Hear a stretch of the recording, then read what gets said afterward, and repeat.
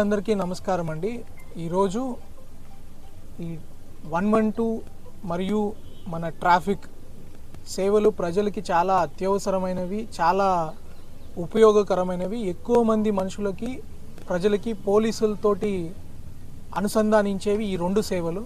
ఈ రెండు సేవల్ని ఇంకా మంచిగా ప్రజలకి చేరువుగా తీసుకురావడానికి government under the direction of honourable CM sir, Home Minister ma'am and our DGP sir have given almost ఒక 17 బైక్స్ మనకి కొత్త అధునాతనమైన బైక్స్ అందించడం జరిగింది. ఈ బైక్స్ మనం 112 సేవలు త్వరగా అందించడానికి, ఆ సీన్కి త్వరగా రీచ్ అవ్వడానికి, అంతేకాకుండా అత్యవసరమైన సేవలు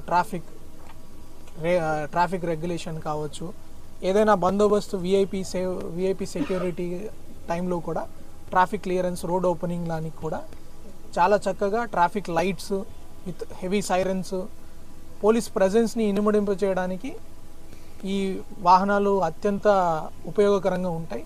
మనకు తెలిసిందే, తక్కువ మంది పోలీస్ తోటి అడిషనల్ ఎక్విప్మెంట్, అధునాతనమైన ఎక్విప్మెంట్ తోటి ఇంకా బెటర్ పోలీసింగ్ ఎలా చేయొచ్చు అనేది కూడా ఆర్ ఆబ్జెక్టివ్. ఆ ఆబ్జెక్టివ్ని స్ట్రెంగ్తెన్ చేయడానికి ఈ బండ్లు వాడడం జరుగుతుంది. ఇంతకుముందు కూడా మన దగ్గర ఉన్న పాత 70 బైక్స్ కూడా ఈ సైరన్స్ అన్ని యూజ్ చేసుకొని నైట్ పెట్రోల్లో విజిబిలిటీ పెంచడానికి, దొంగల్లో ఒక డిటరెన్స్ క్రియేట్ చేయడానికి అది వర్కౌట్ చేసాము. దానిలో భాగంగా ఇంకా బెటర్ బండ్లు, కొత్తవి వెహికల్స్ కూడా ఇవ్వడం, సిబ్బందికి కూడా బీట్ తిరిగే సిబ్బంది కావచ్చు, ట్రాఫిక్ సిబ్బంది కూడా ఒక దగ్గర స్టాగ్నేట్ అయిపోకుండా కదులుతూ మూవ్ అవుతూ ఒక వ్యక్తి ఎక్కువ ప్రాంతాన్ని కవర్ చేయడానికి అవకాశం ఉండేటట్లు ఈ బండ్ల సేవలను మనం ఉపయోగించుకుంటాం.